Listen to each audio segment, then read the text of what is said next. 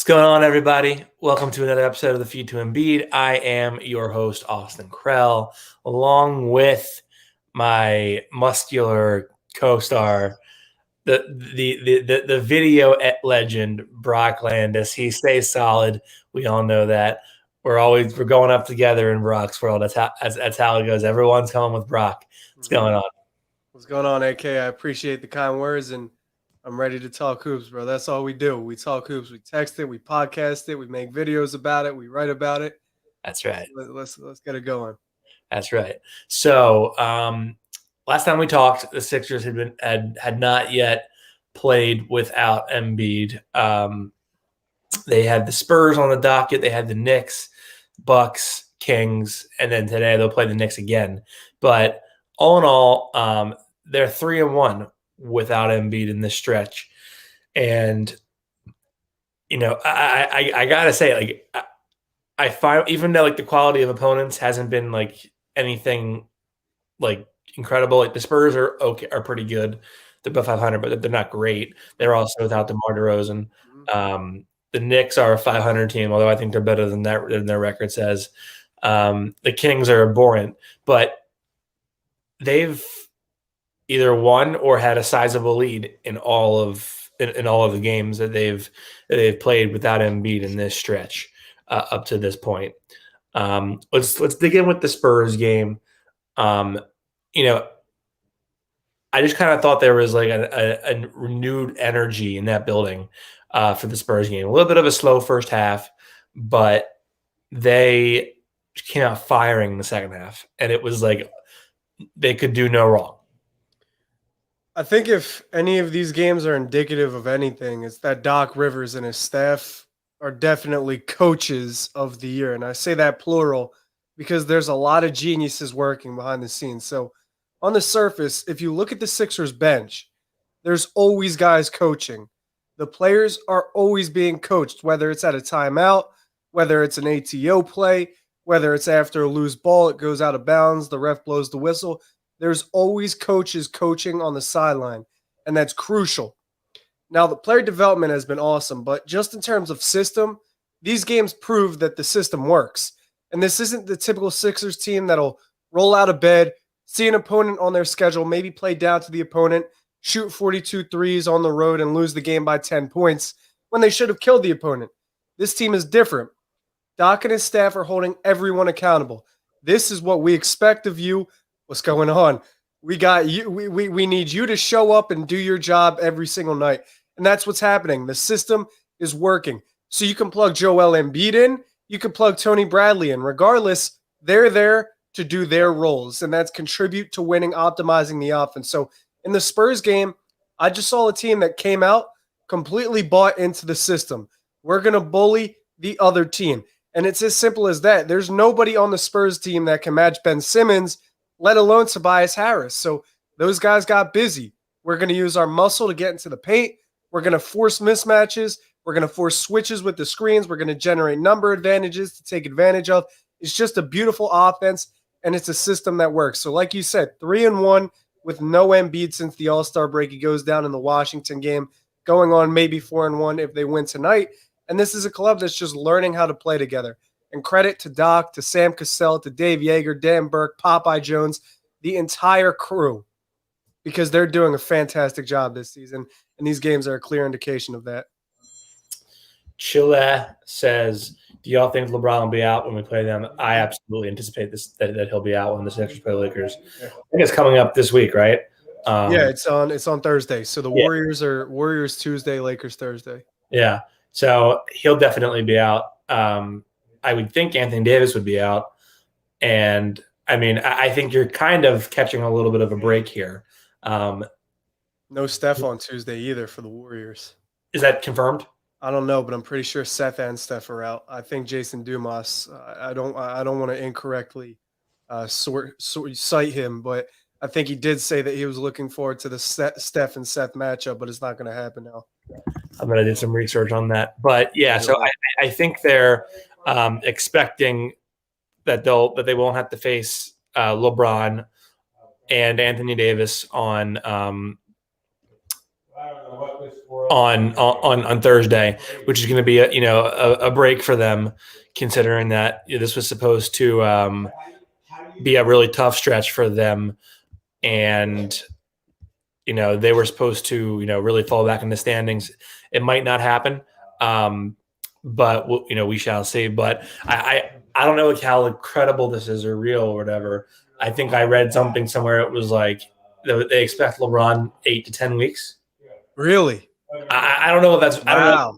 I don't know if that's credible or not. But I mean, I didn't know that was the timetable. I mean, it looked brutal, and LeBron was clearly in pain. I know the MRI revealed it was a high ankle sprain, and those could be tricky. But with the Lakers, even with the Sixers now, with Brooklyn and KD, at this point in the season, you kind of know who the top 3 seeds are. And you obviously don't want to lose home advantage with your 1 seed. But if you can maintain a 1 through 3 and get your guys healthy for the postseason, that's really all that matters at this point. There's 26 games left, 27 games left, something around that benchmark. So for the Lakers, for Brooklyn, maybe Philly, you give 31 or Ben 31 games left, is it? Because 72, whatever. But regardless, my point still stands. These guys are probably going to get extended rest, and there's going to be nights where there's precaution. Like last night with Ben, if he has left knee soreness, if something flares up, you want him for the playoffs. You don't necessarily need him at a home game against Sacramento, coming off a 5-game and 7-night trip where they just want to go home because they've been on the road for an entire week. So there's going to be nights like that along the way. And you just want these guys to be healthy because that's the best brand of basketball, and everyone's healthy and when everyone's playing. I've seen a lot of people, when LeBron got hurt, when Joel Embiid got hurt, talk about the MVP race. And I understand it's like a fan accolade. It's like a badge of honor. Our guy won the most valuable player of the year award. But at the end of the day, it means nothing. It means nothing to the players, maybe some more endorsements, more money, but the MVP means nothing. There's a bigger picture here. There's a marathon here, and that's what those guys are working for. Yeah. So, they win the Spurs game pretty handily. I got to say, they only put 99 points to the Spurs. Their defense through this whole stretch this last week, 99 to the Spurs. It was like 102 to the Wizards, even though they had Embiid for like half that game. The Knicks, 96 points. The Bucks, I don't even remember. But that's why I think the Sixers are so good in comparison to 109. Yeah, and that Bucks team has like the best offense in the NBA. Yeah, they score more points than anybody in the league. They score like 120 a game on average. Yeah. But that's why this team is so different than any team I've seen in the league this year. It's because when they want, they'll lock anybody down. And just think about it from a basketball perspective. I say that all the time, but you really need to visualize these things. If Joel Embiid's on the floor, that alters a team's entire offense. That's a 7'2", 7'1", 7-foot, whatever brute in the middle of the paint. That alters the offensive attack. Now, you have that, and you have Ben Simmons. Now, for reference, he's the same height as Dwight Howard, and Dwight Howard's a rim-protecting giant. So imagine you've got Dwight Howard, but athletic, faster than 97, 95% of the league, running around with any team's number one. Tobias, who's 6'8", with obviously a chip on his shoulder. You saw it against Julius Randle. I called that the nightmare on Broad Street because that game was not fun for Julius Randle at all. He got his buckets, but Tobias got the upper hand there. And you think about the multi-positional flexibility with those three. Joe can guard more than one position. He can occasionally stick with a guard. He could guard a 4. Tobias can guard a 2 through 4. Ben, 1 through 4. You just got to pick 2 guys on the court with them that could really hold it down on defense. So it could be Danny, it could be Seth, it could be Matisse. There's a whole bunch of combinations the Sixers can make where they'll lock down another team. And they've held a team to under 100 points 7 times this season already. So defensively, I think they're the best team in the NBA. Yeah, they're certainly sneaking up on the Lakers, that's for sure. And we'll see how that defense, what happens with the defense without LeBron there. Mm-hmm. But again, 105 with the Kings, which is a fine offensive team. Spurs 99, Wizards 102, Bucks 109, Knicks 96. I mean, they've really locked up the defensively. And I think like what speaks volumes to it is in the month of March, they're like 10th in the NBA in deflections per game. In the last, like, I think No, sorry. So in the last week or so, they're 10th in the NBA in deflections per game. In the month of March, they're top 3 in deflections per game. So I mean, they're really creating a bunch. They're getting active in the passing lanes. They're aggressive there. They're pressuring those. They're pressuring the driving lanes as well. And they're really getting out in transition and creating runouts. And I think the 3-point shooting is getting better as a result of that as well. Let's go over to after the Spurs game, they play the Knicks, and they're going to play the Knicks again tonight. That Knicks team is good.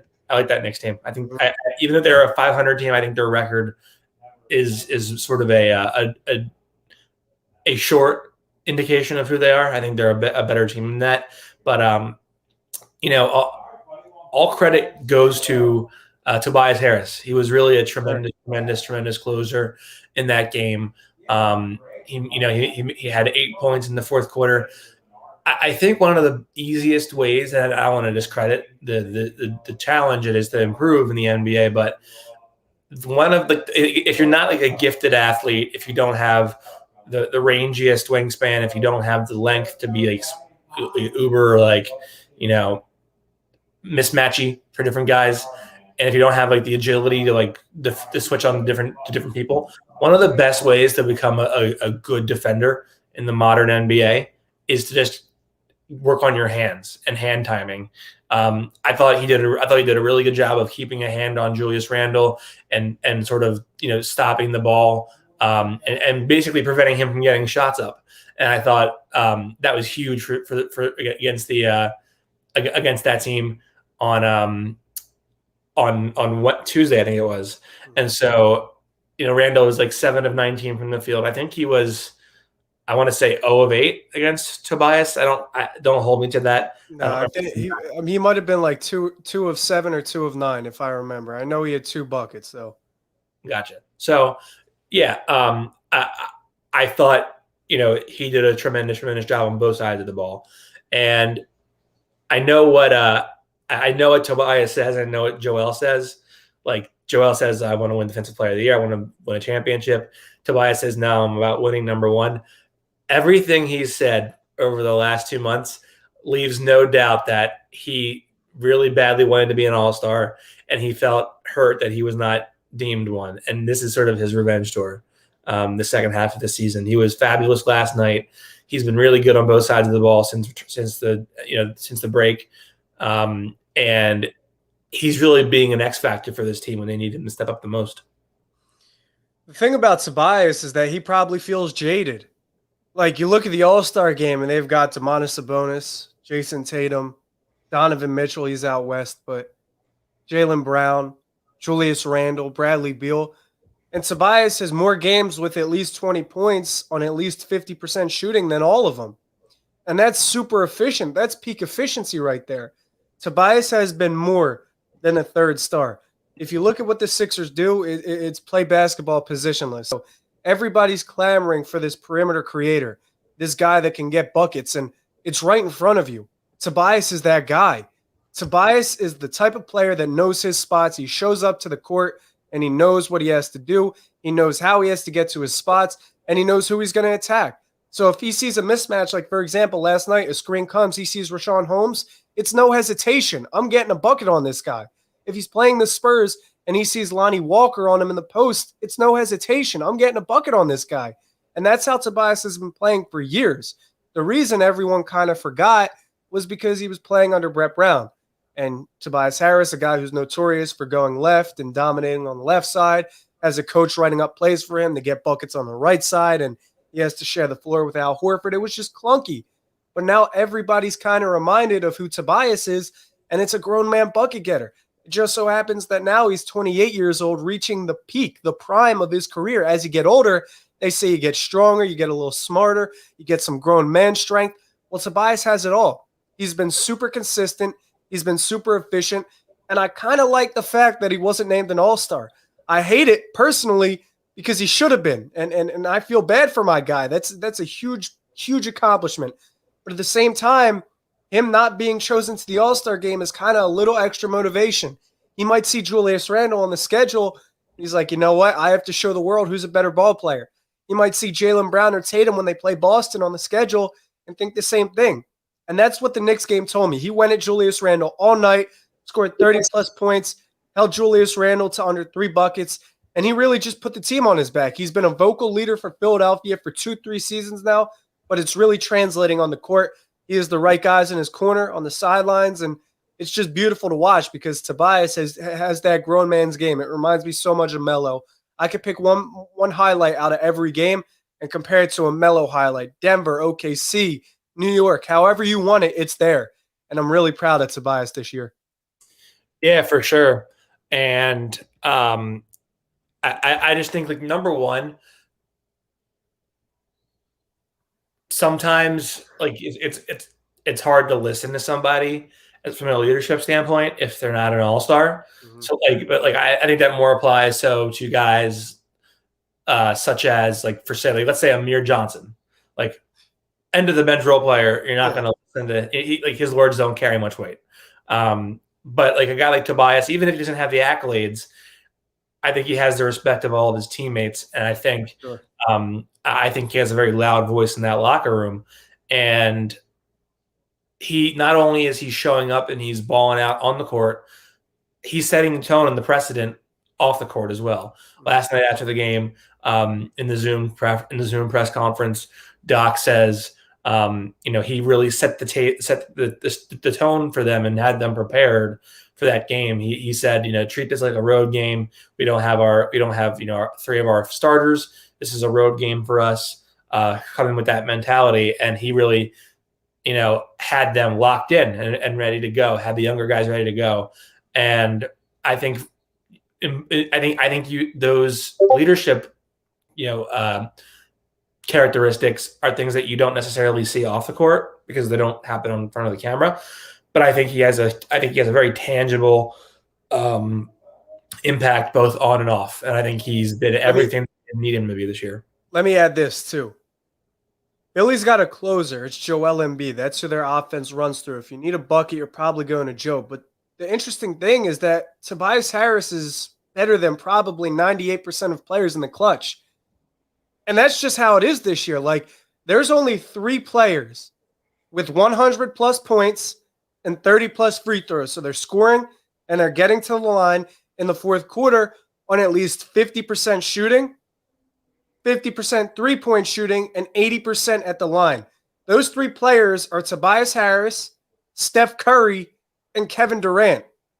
So when you've got a guy that can get you a bucket whenever you need one in the fourth and do it efficiently, you can have confidence in him to go get that bucket. On top of the fact that you've got Embiid, it just makes them super difficult to match up with and super unpredictable. I see Chile asks, is Tobias shooting more efficient than Melo? He might be. I don't know the numbers off the top of my head. Melo was catching bodies. He was a little more springy than Tobias is, but regardless, it's the same thing. They're getting their buckets in the same way. I'm better than you. I have a mismatch against you. I'm a 6'8" bucket getter, and I'm going to score. That's how Toby's playing, and I'm just thrilled to have him in Philadelphia. For sure. Now we're going to discuss. We obviously have more to discuss, but Brock, I think you have some words from one of our. Absolutely. So if you like shotgunning beer, you got to pick one of these up. This is a King Cobra, and it's a shotgunning tool that can increase your shotgunning time at parties, at the bar, wherever you want to shotgun. Check my boys out at the King Cobra. The King Cobra is a tool that makes the perfect shotgunning hole in under a second. Use this part right here. It's also a tab puller, same part, vent puncher, and fits all on a keychain. This is where you put it on a keychain. For more information about the King Cobra, check them out on IG at the King Cobra Co. That's the King Cobra Co. And Cobra, as always, is spelled with a K. For a 10% discount on all products, enter the code TRUSTTheCobra10, all caps, one word. Please pick yours up today. They look out for us over on the King Cobra. If you support me in Austin, go support them over at the King Cobra on Instagram. That's right. Let's jump over to the Bucks game. Mm-hmm. Obviously, it's a massive game for who has bragging rights in the East. Although I think it holds more weight for the Sixers in terms of bragging rights than it does for the Bucks, because like the Bucks get to say in the end we beat them in their building without their best player by 4 after they were on a back-to-back in overtime. Now, so I mean, whereas the Sixers could say like we beat that team at full strength in our building in overtime without our best player on the second half of back-to-back. So I obviously it would have held more weight for the Sixers, but the Bucks, to their credit, they come out, they take care of business. An abhorrent first half for the Bucks. It was horrible. They were 1 of 17 from three. They're usually a better 3-point shooting team than that. But really, I thought Ben really did as much as he struggled offensively because they kind of walled him off and did some things defensively that I'll touch on. He made Giannis very indecisive down the stretch of that game, and only when the Sixers really got exhausted and were running on empty did the Bucks really come back to win that game. But like in the first half, one of the things I noticed early on, the Bucks were scram switching on Ben Simmons. Do you know what that means? Yeah.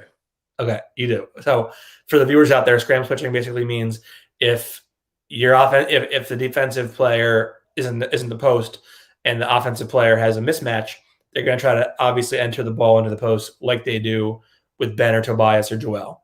If it's a smaller matchup and you have a more favorable defender on the court and help, what you'll do is you'll throw the switch as the ball is being entered into the post, so that way you get that better matchup onto the guy in the post, and the mismatch kind of goes away. The key, however, to a switch or a scram switch is this: if you time it so that way you switch before they make the pass, the guy that passes into the post now has a way to get the ball to the guy that you just left, right, and on the perimeter. If you leave too late, the guy who gets the ball in the post can then turn and fling it to the guy who is now left open on the perimeter. You have to do it and time it so that way you do it while the ball's in the air, because the only place it's going to go is to the guy in the post. The Bucks did that a lot on Ben Simmons, made him sort of, indecisive, bothered him around the rim. And Drew Holiday, I thought, did a great job of that and really kind of rendered him not useless, but less effective than we know he can be on the offensive end of the floor. But really the Sixers, they just made shots. They made shots in that first half. There was still some adrenaline. There was still some gas left in the tank. But then the second half comes along, right? And I'm curious, what did you see in the second half? I'm going to take it back a little bit. All right, I'm going to start with the first half, and I'm going to break this entire game down because I didn't break it down on YouTube. It was going to be a 15-minute video. The turnaround was going to be too quick. So this is my opportunity to break it down. Let me start with this, Austin, right? Okay. This right here? Oh, my God. He's going to regret that. That's going to be something that Giannis regrets. That's going to be something that Joel Embiid's going to make a point, or Ben Simmons or Tobias, to get Giannis back with. When they drop the Bucks off in Milwaukee, when they do it in the playoffs, I don't know where it's going to be. They're going to make a point to make Giannis feel that. I love Giannis, funny dude. I think he earned it in the fourth quarter there and in overtime. But that was a mistake. Now, if we're talking game in the first half, Milwaukee missed a lot of shots, but not by accident. Philly was forcing Giannis into a lot of heavily contested shots, shots around the basket that weren't even close to going in, shots that were short, three-point misses where they were contesting them. Milwaukee missed a lot of shots in the first half on purpose. It was a product of the Sixers' defense. Now, for Philly, that was their fifth game in 7 nights, and they were on a back-to-back. It was their second back-to-back that week. They were gassed. When they got to the second half, Tobias got to his spots. He was getting screens from Tony Bradley, from Dwight. He was getting to his spots, elevating over big guys, dribbling to where he wanted to be, but he was just missing his shots, and that hasn't happened too often this year, right? So what's happening is Tobias is running out of gas. He played 40 minutes the night before. It's a back-to-back, a tiring moment for him. Listen, okay, so what do we got here? Hey, who's the young kid next to Brock? Krell, look at you. See, you got fans, bro. You got fans. You got comments. You're over it. Come on, bro. Anyway. I'm just a facilitator of conversation here. Brock is the real star. Anyway, man, so Tobias just ran out of gas in the second half, and that hasn't happened too often, so I wouldn't count on that happening again. Now, with Ben, the story was a little different. I like that you brought up the scram switching. What happened was Milwaukee threw 10-plus doubles at him. Anytime Ben got near the basket, anytime Ben got in the paint, Milwaukee threw a double at him. And that's with Giannis defending him. Now, the players were Pat Connaughton or Drew Holiday were defending him. It was tough for him to get near the basket because you got to think, these guys are 6'4", 6'5". Ben has a clear mismatch. He's getting downhill. Brook just leaves Dwight. Brook Lopez doesn't worry about Dwight and the dunker. He just leaves him. And now there's two guys on Ben. One maybe getting in the way of his body. The other getting in the way of the shot. They're just bothering Ben. That doesn't happen with Joel Embiid. Teams just can't afford to leave Joel Embiid the way they did Tony Bradley or Dwight Howard. They can't afford to just not pay attention to Joel Embiid. So what you'll see next time they play is either Ben Simmons dominates, Ben Simmons gets his buckets, he gets downhill, he forces his way to the basket, and he has one-on-one matchups, or what happened to Ben will happen to Embiid. Teams are just going to leave Ben and go double Embiid. And when they do that, you know what the Sixers are going to do. They're going to make you pay. So if they double Joe, here, kick it to Tobias. Kick it to a cutting Ben. Get a three-point shot. But teams can't just not pay attention to Embiid the way they did against Bradley and Dwight. So Ben got doubled, and he paid for it. Offensively, he took a beating. But he still assisted 12 baskets, and 6 of them were three-pointers. He assisted 11 three-point attempts, which means he generated 11 three-point attempts for his teammates. So regardless of if he's scoring, he's still heavily impacting the game as a playmaker, as a facilitator, and as a defender. Austin, you didn't even bring it up. Giannis got clamped in the first half. Giannis couldn't do a thing. You brought it up. Yeah, you did bring it up. But he was a non-factor. Like he got clamped in the first quarter. I think he only made – I don't even know if he made a shot. If he did, he made 1 or 2 against Ben. Altogether, only a shot or 2 made in the first half. But he had 4 turnovers. Milwaukee turned the ball over his season-high times in that first half. Like the Sixers defensively were locked in. And in the second half, they just ran out of gas. It happens. They played a ton of games. And in the playoffs, if they play Milwaukee again, I wouldn't anticipate that happening. Joel Embiid changes the entire game. In the fourth quarter, Giannis just scored against anybody at ease. In the fourth and in overtime, he scored against anybody with ease except for Ben Simmons. Why? Because he kept calling for screens. He kept getting Ben off of him. He kept getting switches on Tobias, onto Dwight, onto Danny Green. And when that happens, the Sixers are in trouble. They're in trouble because those guys, they can't keep up with Giannis. And that's fine. Giannis is a beast. But if Joel Embiid is on the floor, it makes switching on the guys for Giannis harder. It makes getting baskets on other players harder. It makes getting downhill harder. Joel Embiid changes the entire game. And because of it, I think Milwaukee is no problem for Philadelphia. But, of course, they get the bragging rights here in what month is this? March? They get the bragging rights in March. Let's see who's bragging in 3-4 months. Yeah, I gotta tell you, I'm not too worried about the Bucks. It just went, like Brook Lopez is not a good. He had that one really good year as a shooter. Hasn't been anything like that since. Dante DiVincenzo is inconsistent. Middleton, I thought, was like a non-factor in that game. Drew Holiday is a very good defender, but I think his defense is better than his offense at this stage in his career. But he's still a very good player. And Giannis is Giannis, but the depth, I think, is still lacking. And even with PJ Tucker, like, I'm sure you'll get some value there, but I don't know that he's going to be the impact player that makes a difference in a 7-game series for you. Now, in that second half, I thought the things that really hurt the Sixers, number one, they just had no legs under their shots. Like Seth was missing real short. It was front rim on a lot of the jumpers. Even Tobias was missing short in the post. And usually when you miss repeatedly short in like the same spots, especially shots that are your bread and butter, it means you don't have legs. It means you're trying to – it means your arms are still working, but your legs are dead, and so you're just missing everything short. And then on the defensive side – and then plus there were I thought a lot more live ball turnovers in the second half.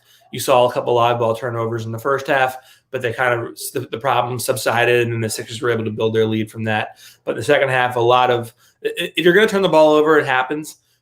Try to get it out of bounds. Try to have it be line steps or passes out of bounds or strips out of bounds, whatever. Live ball turnovers against the Bucks are just fatal because they're going to get to Giannis, they're going to push the pace, and they're going to get You're going to get downhill, and you're going to get Giannis cooking. And that's what happened in that second half a lot.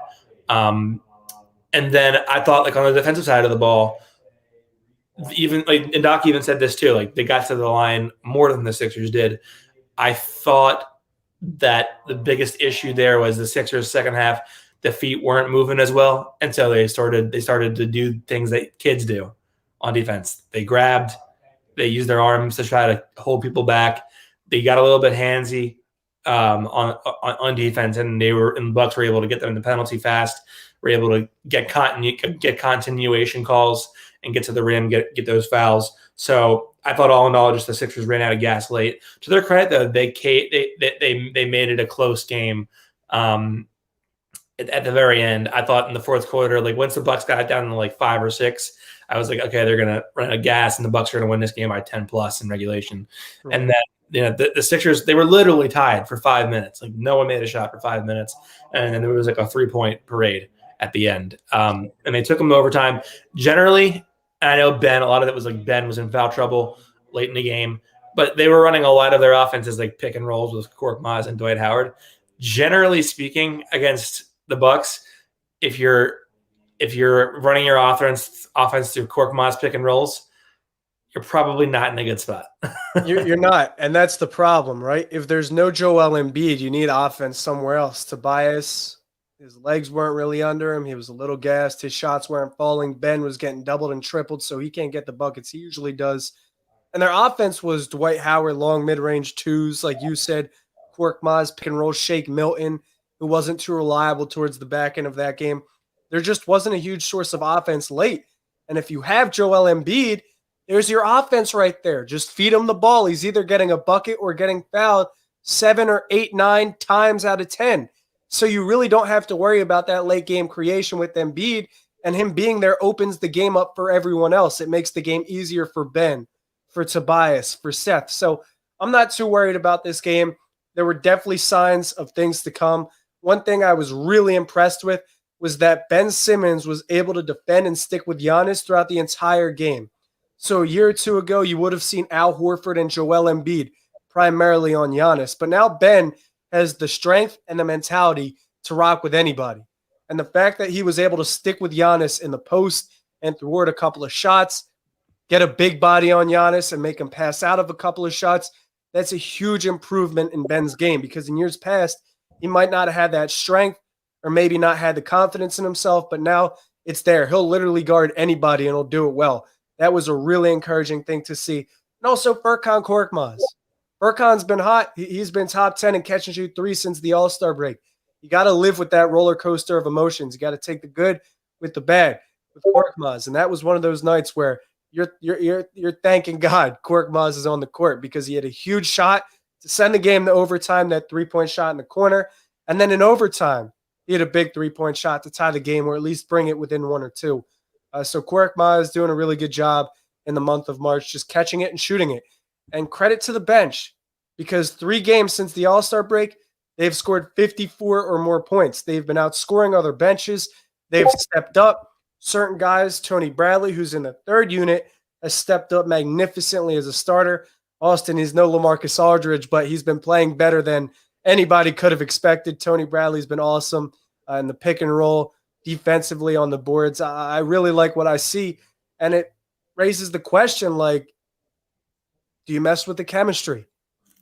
Do you mess with the chemistry right now?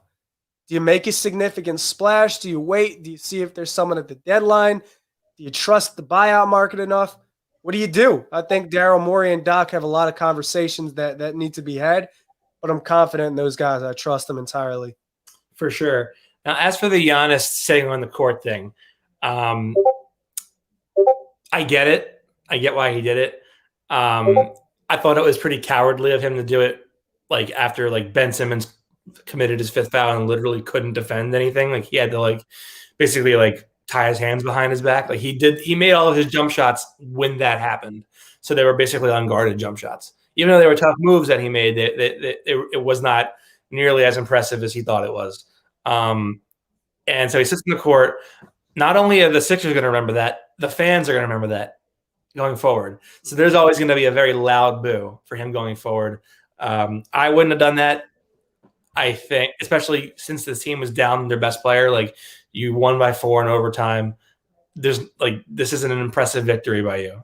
Listen, I don't mind it. It's a heat of the moment thing. And like for anybody that's played basketball, if you've hit a dagger shot or if somebody on your team's hit a dagger shot, like that's an unbeatable feeling. Adrenaline's high. Giannis hits a step back J on Dwight.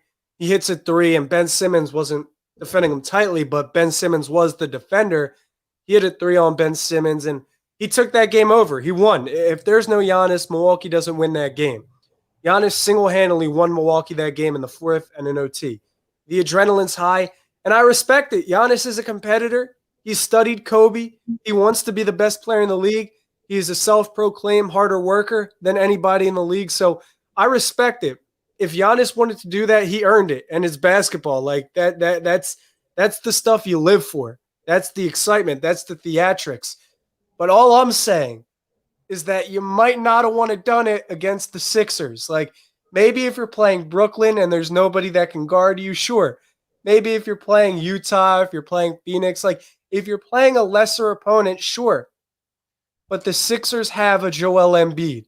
They have Ben Simmons and Tobias. Tobias and Ben weren't enough on that night, but they have a Joel Embiid. And Joel Embiid is notorious for being one of the biggest trolls in the NBA, in the history of the NBA. And he's only been in the league for what, 5-6 seasons? So Joe is definitely plotting. I don't care about all the dad stuff, the stuff with his wife, the stuff that he's just focused on basketball. That's true. And that product is showing on the court. The proof is in the progress.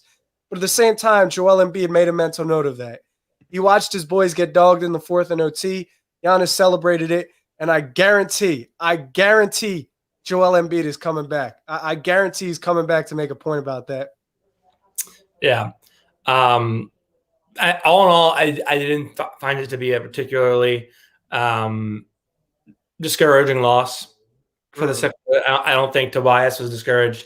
Doc wasn't discouraged. I think they're pretty happy with that outcome, even though they had a 19-point lead and blew it. I still think that they'll live with that given the circumstances. Then they play the Kings last night.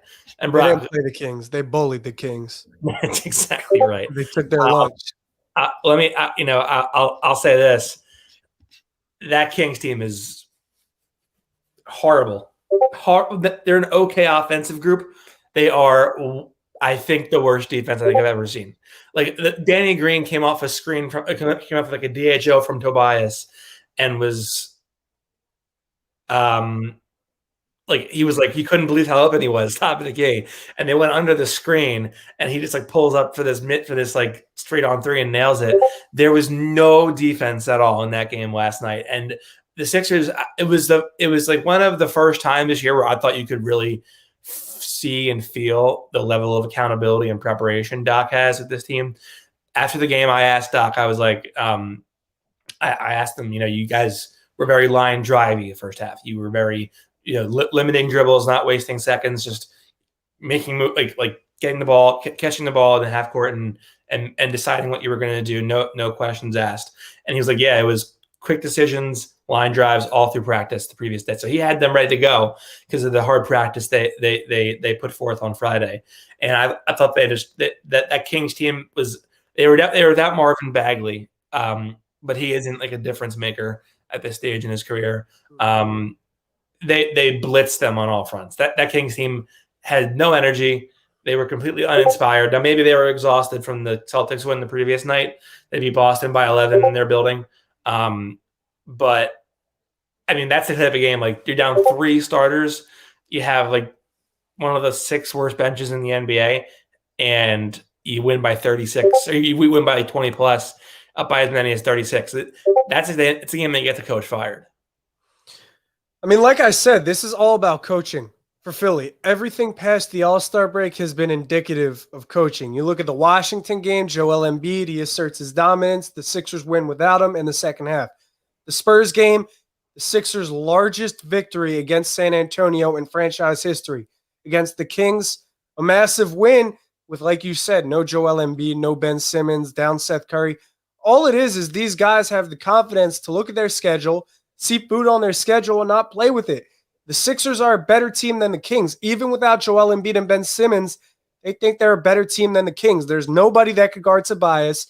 We think our system is better than the Kings system, and we're just going to take advantage. We're going to bully the Kings. We're going to run our stuff, and it's up to the Kings to stop that. The Sixers don't depend on anybody on their game plan, right? They're just showing up and doing their thing, and if you want to stop them, it's up to you to stop them. What's up, Ben Butler, DC, the GOAT, a couple of GOATs in the chat right now. I appreciate you guys all. What's up with everybody? But I mean, this win is just indicative to me that the system works. It doesn't matter who you plug and play in the system. It's going to work. You've got two big bodies. They understand their role, screen and roll to the basket. You've got ball handlers and playmakers that understand where their shots are coming from and what they got to do. And it's as simple as that. It's not like the Sixers are just showing up and doing completely different things every night, and there's no semblance of an offense and certain guys are getting hot. No, it's the same thing. It's consistency. It's constant repetition. They're just preparing for the playoffs. And nights like this, it's yeah, you watch the games, I break them down and everything, but on nights like this with this Sixers team, it's like you don't even need to watch it. Like, you know what's going to happen. You know what the Sixers are going to do. They see their opponent, and that's that. That's all it is. So I'm just really thrilled with this coaching staff. And like I said, if Doc isn't the coach of the year, there's a problem. You can make a case for Monty Williams. What they've got going on in Phoenix is awesome. Quinn Snyder with Utah, definitely. Frank Vogel holding it down in Los Angeles. You could even say maybe Steve Nash, Mups in the GOAT. But none of those teams have what Philly has. Embiid and Simmons are both under 26 years old. They've never won anything. So Doc is getting this team to understand how to win. They're getting them comfortable with how to win. They don't even know how to win yet. Doc's getting them comfortable. He's preparing them on a nightly basis. He's holding it down for everybody in terms of accountability. And these guys are always coaching. The development has been crazy. Like I said earlier, the proof is in the progress. So if Doc doesn't win Coach of the Year, I'll be upset. I'll feel jaded for him, just like I feel jaded for Tobias in the All-Star game. I don't think he's winning Coach of the Year. I think it's going to be Monty Williams. Yeah, I mean, what Phoenix has got going on is awesome. Or Tom Thibodeau. Or maybe no, come on. Tom Thibodeau wouldn't win over Doc Rivers. There's no chance. There's absolutely no chance. If the Sixers maintain a top 3 seed, Tom Thibodeau has no shot at winning Coach of the Year over Doc James Rivers. Borrego. Huh? How about James Borrego? Absolutely not. You can't give a bottom 6. Listen, if there's 8, 9 teams that make the playoffs, right? You're not giving a bottom 4 team of those 9 the Coach of the Year award as opposed to a team that has a top 3 seed. Like, I think Steve Nash or Doc would win it in the East, and out West it'd be Quinn Snyder or Monty Williams right now. I really think that's what it comes down to. I think Monty gets it. I do. I don't think there's a lot of national narratives that are in support of the Sixers. I don't. Like, MVP isn't anymore. Well, that's fine, but at the end of the day, like, that's what it is. The people that you could say is narrative based, but I would argue that Coach of the Year is probably less narrative based than the MVP. I think Coach of the Year is just too, like, Mike Budenholzer wins Coach of the Year every year. Why? Because the Bucks are the best team in the regular season. Like, they execute their stuff. They're better than everyone in the regular season. If the Sixers maintain a 1 seed, absolutely Doc wins Coach of the Year. But if you want to talk about narrative, like, think about the position you and I were in 5 months ago doing these podcasts. We're like, bro, I hate the Sixers. Like, where are the Sixers going to go, right?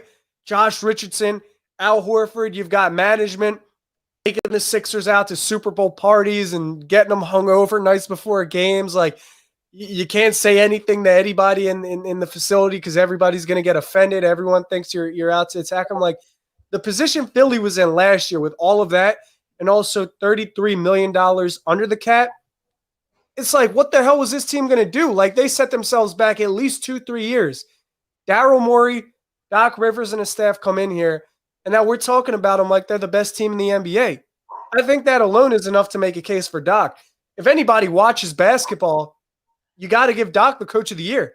Like, if anybody in the entire world is watching the NBA, there's no way you can watch the Sixers and not give Coach of the Year to Doc. I will say this. I think it helps him that he's, been on ESPN The Jump for, like, spontaneous interviews. That's what DC said. Yeah, he's done all the smoke. He's been very public. with the national media and sort of not played buddy, but he's made himself a lasting appeal. He also has the voice of the social justice, which I think matters a lot.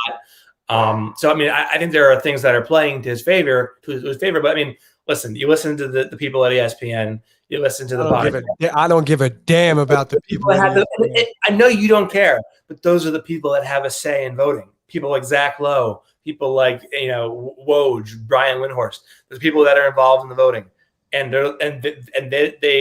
their narratives are all Utah Jazz, LeBron James, the Lakers, Nikola Jokic, Monty Williams, and Snyder. That's just all of those networks and all of those people you named are the same people that perpetuate the narrative that Joel Embiid and Ben Simmons can't coexist, right? I understand that, but they're the ones that have the voting.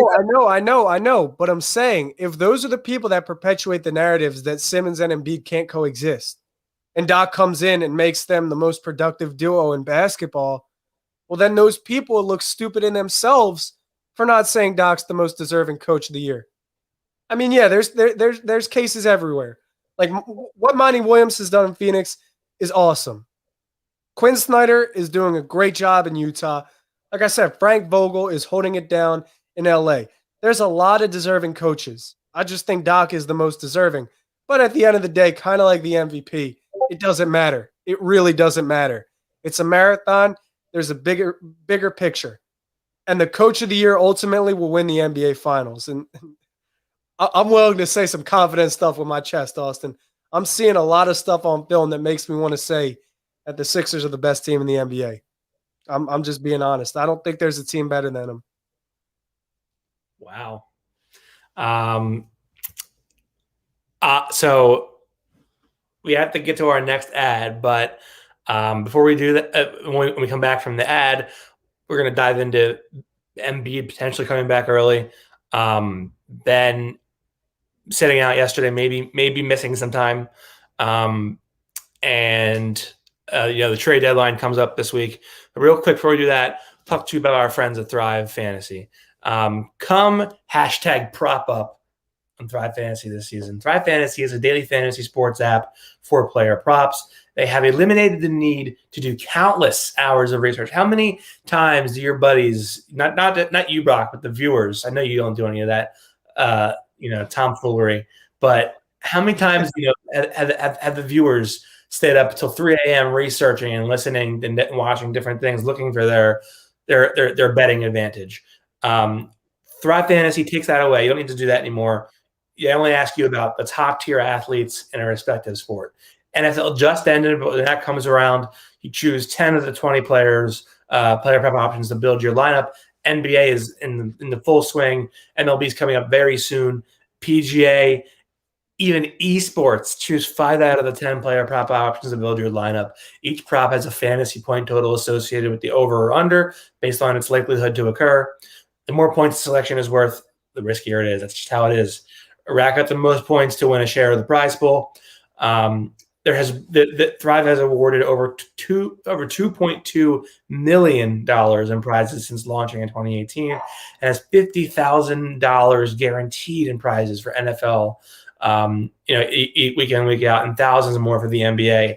Use promo code Simmons43. That's Simmons, the word 4, FOR 3, number 3, Simmons43 when you sign up today, and you will receive an instant deposit match up to $50 on your first deposit of $20 or more. Download Thrive Fantasy on the App Store or Play Store, or by visiting their website, www.thrivefantasy.com. Sign up and #prop up. Yo, that Simmons for 3 code is going to come in handy because he's starting to hit him more now. You saw that 3 at the end of the Bucks game with the left hand. Yeah. And that went rainbowed right into the bottom of the net. Wet. It was a good-looking shot. His threes are good. He makes them when it's like end of game and there's no other option but to get a shot up and they've already lost, or like early in the first quarter. Those are his time shoot threes. I'll tell you what that is, right? Simmons is showing everybody I can shoot. He's like, all you idiots that think I can't shoot, I can shoot. I'm just not doing it because it's not the most efficient play in the floor. And I keep trying to explain this to people. For 3 years, Simmons has said, I'm a high IQ basketball player. I want to make the best play on the floor. So if he thinks the likelihood of Danny Green making a three is higher than the likelihood of him making a three, why should I shoot it? He's thinking. I'll give it to the guy that's literally getting paid $15 million a season to make it. So that's what he does. Him taking these end of the game threes, it's just him being like, yeah, I can make these threes. I can do it. I just don't feel like it because it's not the best play on the floor. Yeah. And Mupson, sure. bro, Mupson. Now that's the GOAT. That's the GOAT, Mupson. That's my guy. We're gonna change his name to the Brock Fan Club podcast. This is just listen. He's one of them. He's one of them. I got a lot of really good people in my corner. Yeah, for sure. So Embiid today, Shams reports that Embiid is feeling better than he thought he would at this point. He is, in line to return, within that 2-week window. That doesn't mean 2 weeks from today. That means a week's already passed of that 2 weeks. So he's in good standing. I gotta tell you, I think the best course of action is see where he is in a week. If they're still leading the East, if everything's gone well, don't force them to come back early. Don't make them push things. What they do in the regular season doesn't really matter if he's not healthy for the playoffs. If I wouldn't push him and make him rush back. I know obviously they'll take the long view. He's going to be the one that's going to be saying, I want to come back early. I really think it's in the best interest of him and the team for this season, for the playoffs, to stay out as long as necessary and really, make sure his body's right when he comes back. I agree, and I'm the no rush for Embiid.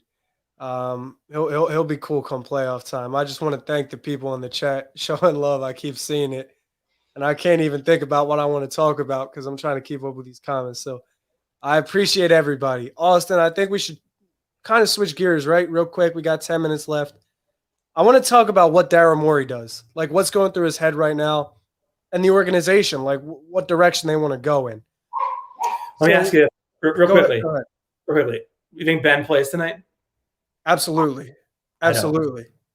Now listen, Ben last night, if you noticed, had a clean lineup, fresh lineup, shaped everything. Like he was clean, right?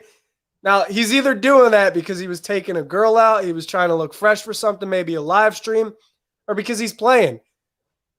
Speaking from experience, right? If I had a nationally televised game on Thursday or on Tuesday, is the Warriors game nationally televised?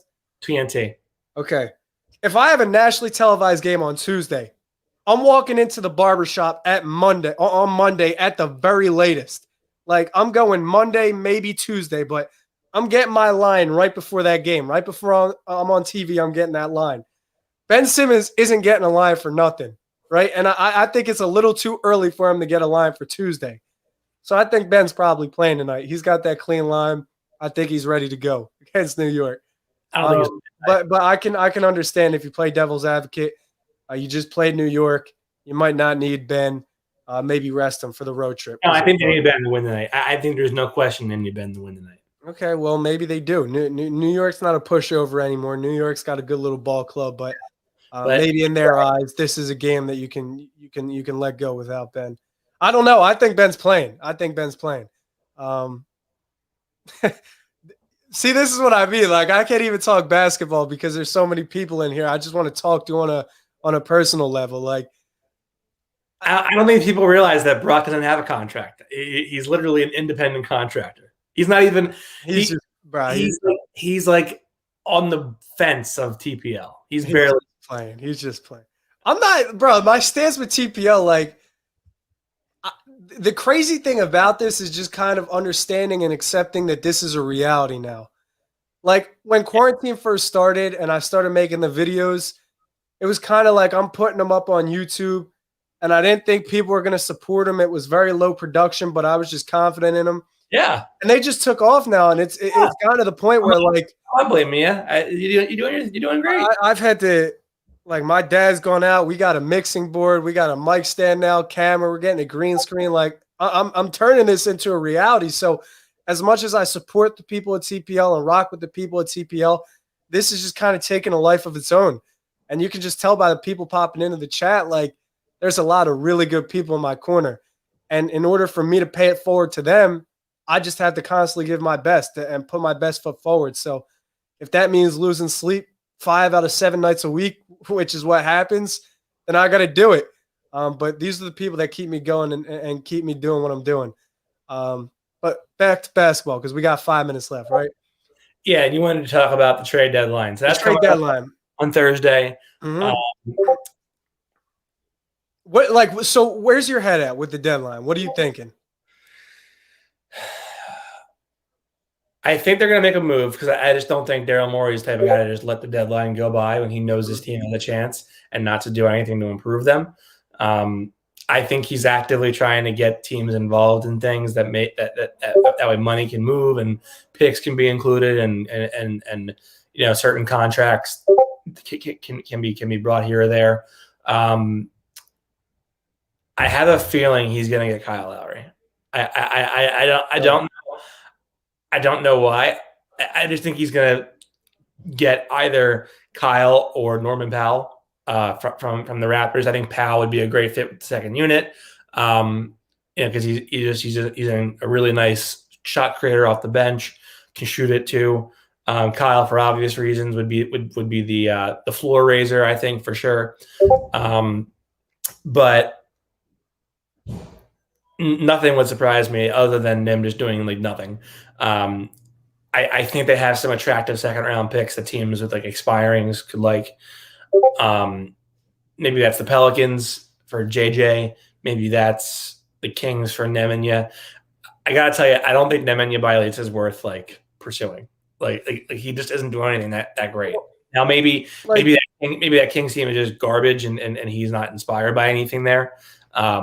But I just don't see it. I don't think Langston Galloway is going to be an option because the Suns always need more shooting, even though he's not in the rotation right now.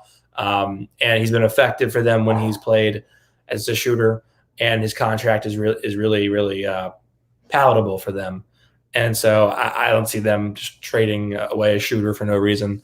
But it wouldn't shock me if it was JJ and Joel was give me my shooter back. I need to have my shooter. And I think you could get him without having to include anything. I just don't think the buyout market's going to be anything special this year, really. But for me, the first tier, it's Kyle Lowry by himself. Then it's tier 2. See, bro, this is what I mean. I got some goats supporting me, bro. I got the goat support. I love the support for Brock. I think I do a fine job covering the Sixers on the beat. Come on! Don't make it a competition. Don't make it. No, I'm not. You are better than me for sure. Don't even say that. That's what I mean. It's not a me better than you thing. We're both eating. Everybody eats. That's all it is. That's all it is. We're just doing our thing, bro. I like what you say about Lowry, right? I think Toronto's 1 for 9 in their last 10. So Toronto comes out with that report. We're likely not going to trade. Look at you getting some love here, AK. Put that up on the screen. Put that up on the screen. Nah. Put it up on the screen, bro. There we go. Show some love for AK too. The thing about Kyle Lowry is there's 2 better players at his position on Toronto right now on multi-year contracts. Kyle Lowry's on a 1-year contract. They're 1 for 9 in their last 10. They're not in any position to win the finals. So if Kyle Lowry is going to get you anything, the time would be now, because otherwise he's probably going to walk and get a 2-year deal elsewhere. So right now it makes the most sense for Toronto to trade him. For that reason, I think Philly's close to home for Kyle Lowry, and they're going to stage that. What Pop Smoke say? Either aim for the stars and shoot for the moon, or reach for the stars, shoot for the moon, whatever it was. Rest in peace, Pop. But that's the way I feel about the trade deadline. Everybody wants the Patty Mills. Everyone wants the George Hills, the Langston Galloways, and that's fine. And those are the types of players that would fit perfectly for this system. But there are opportunities to get upgrades like Kyle Lowry right now, like Wayne Ellington right now. That would come cheap. So you have to reach out and try to get those guys. Now, to your point about Nemanja Bjelica, I really like Bjelica. I think he's the absolute perfect fit for Philly's system. I see him as a 6'10 stretch 4. He can capitalize on number advantages. He's great passing from the post. And also, he's a big man. So if he has a one-on-one mismatch and he's on the floor with Ben, with Joe, with Dwight, with Tobias, it's a bucket. But here's what you have to look at. You've got Joel Embiid, Ben Simmons, and Tobias, who are all untouchable.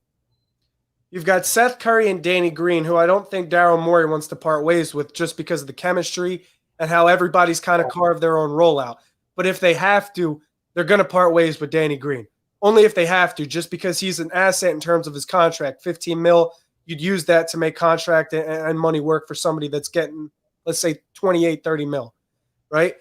But that leaves like Shake Milton, who I don't think Philadelphia is in any rush to trade. I don't think they're trading Matisse. I'd say he's untouchable too. I think if anybody's untouchable, it's Matisse Thybulle. Doc has been raving about him. Yeah. So let's say Ben, Joe, Tobias, Matisse. They're probably not trading Shake, Danny, or something. Like there's only a few players left that Philly can really trade and get anything for. It'd be like Tyrese Maxey, Mike Scott, and some picks. And I don't know what they're going to do to maneuver, like get certain players, but my home run hit, if you don't get Kyle Lowry, my home run hit would be Terrence Ross. I am in love with Terrence Ross's game. He's a master manipulator of the two-man game, great at navigating around screens, microwave scorer, one of the few that can just show up to a court and drop 15 off of the bench like without having to warm up or anything. Terrence Ross would be a huge home run hit for me. But it's going to be super tough, like maneuvering the cap and figuring out who you want to keep and who you don't want to keep. So if there's anybody that gets traded, anyone that gets traded, I'm going to say it's Tyrese Maxey, it's Mike Scott, and it's Danny Green. Like maybe Korkmaz, maybe Ferguson throwing guys, but those are the only three I could see Philly parting ways with. And I don't even think they want to part ways with Danny Green as it is. So you're really going to have to get on the phones. You're really going to have to gauge what the market's like. You're really going to have to play the buyout market. JJ's a good name there. Wayne Ellington maybe as a buyout candidate. But I don't know. Keep an eye on Nemanja. Keep an eye on Lonzo Ball. Keep an eye on Terrence Ross. A couple of guys out in Orlando. Philly's going to go in a number of ways. But I, as a fan, I would be content with what Philly has right now in terms of chemistry. And I think their five is better or could at least match up and play with any five in the league. But it's that bench scoring. If you're going to get 54 points a night out of them, you don't have to make a trade. But that 54, it comes too inconsistently. One night it's 54, one night it's 13. Like there's nobody on the bench scoring. Also, like it sure, like the numbers that when they do get it, it's nice. Mm-hmm. But like look what's coming against the Bulls, the Wizards, exactly the Spurs. So like Milwaukee, he's not dropping 22. Like you need guys to produce in those situations. Mupson asked if the Sixers have the trade exception. Absolutely. That's $8.2 million right there. So if you're looking at a guy that's getting $30 million like Kyle Lowry, let's say, you're probably going to have to trade Danny Green because that's the 15 mil plus the 8 mil to match that money. But otherwise, like unless they get an upgrade for Danny Green, I don't think they're going to trade him. So I'd keep an eye on Danny Green, Maxey, and Mike Scott as the three they'd part ways with. But as a fan, be content with what they have. It's a championship contending team.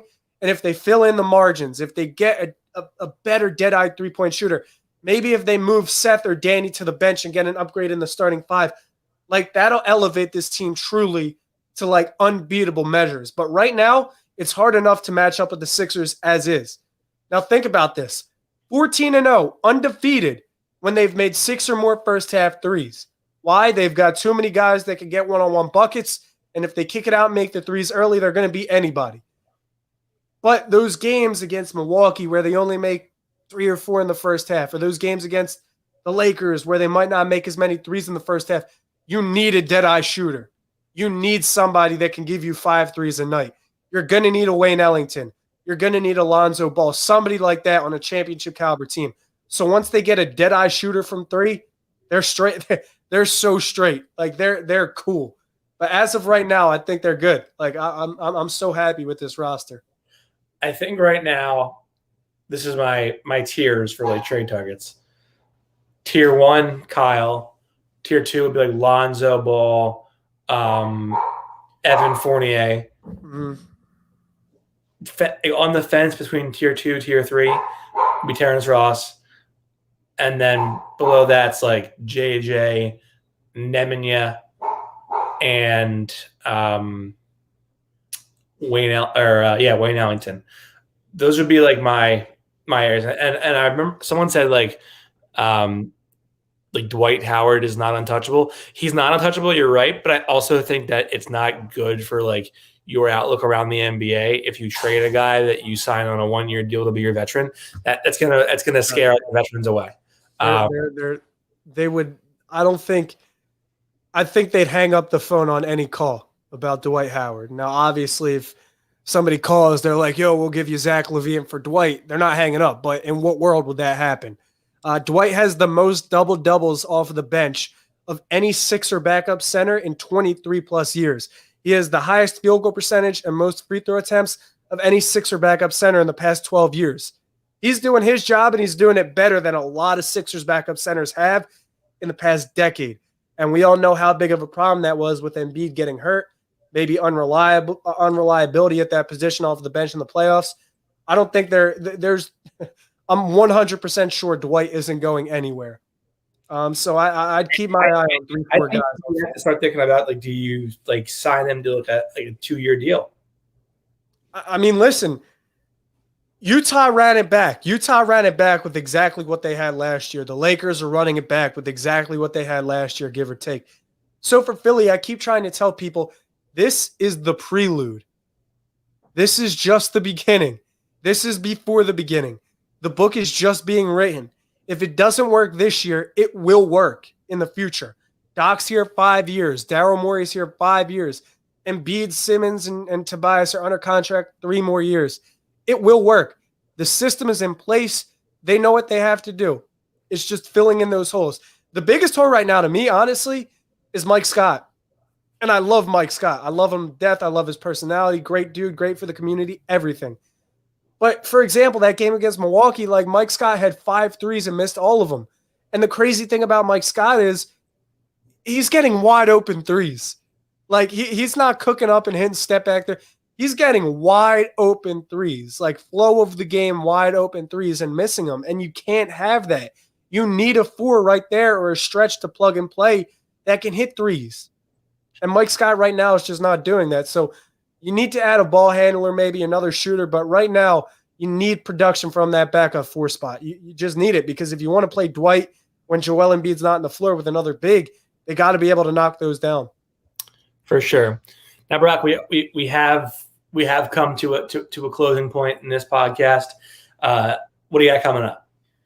All right, so I'm breaking down the back-to-back. So what was the game last night? Sacramento? Yep. So Sacramento and the Knicks game will be out tomorrow. That's the back-to-back breakdown. And I have to really play it by ear because Tuesday is the Warriors game. It's at 10 o'clock. I want to break that down. But I've had this Simmons piece in the chamber that I've been talking about for 2-3 weeks now, and I really need to get that out. So I'm thinking early next week I'm going to lock in and get that out. So probably by Tuesday, Wednesday, I'm guesstimating I'll have the Simmons piece out. And then for Thursday, I'll have the Lakers breakdown ready for Friday. So probably 3 videos to expect within the next week. And tomorrow night, Monday, I'm doing a roundtable trade podcast on YouTube. We're streaming it with a couple of guys on YouTube. I mean, I don't want to spoil too much, so you'll see it. But DJ Eastwood will be there. RB will be there. There'll be a couple of guys there. So very nice. Money coming out. You guys all know I'm on the beat, so you can catch me breaking news hopefully this week something, and covering the team as the season goes on. This summer is going to be a big summer for me. I'm just going to learn the videos and learn how to step it up a notch, so that way I can at least bring something to the table while Brock carries the team here. Anything else, Brock? Where can they find you? They can find me on Twitter at LandisBrock right here. And on YouTube, Brock Landis. You just reverse that. Just look me up. We're at like 1.6K right now. I want to get 2K. All right, so what's today's date? March 21st, right?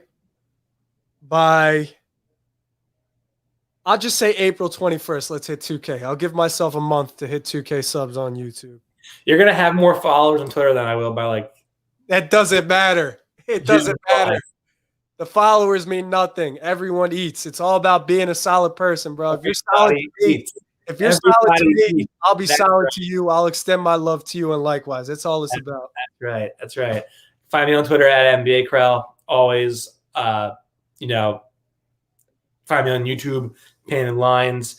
You can find our podcast, Apple Pods, at the Feed to Embiid, SoundCloud, at the Feed to Embiid. And yeah, as always, take care, everybody. We appreciate you tuning in. Have a great Sunday. Enjoy the tournament. And we'll catch you next week on a new episode of the Feed to Embiid. Brock, take them out. Stay solid, baby. There we go.